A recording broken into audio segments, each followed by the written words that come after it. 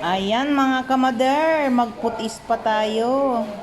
Itong customer ko, gusto niya ng putis pa. Mga second time na itong pumunta dito.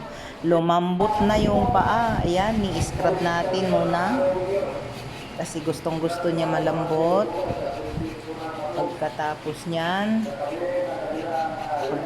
niyan ma-scrub.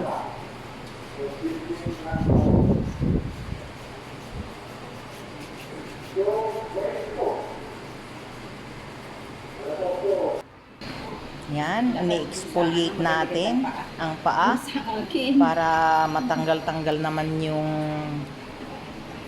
dry skin. Ayan.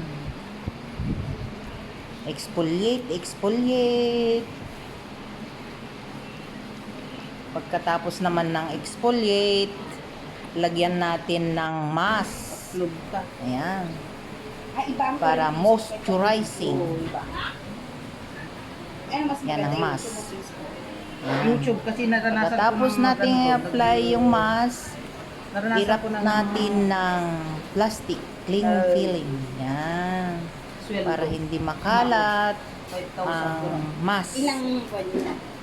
Isang buwan. Ganda. Ilang beses na ka Thank you for watching.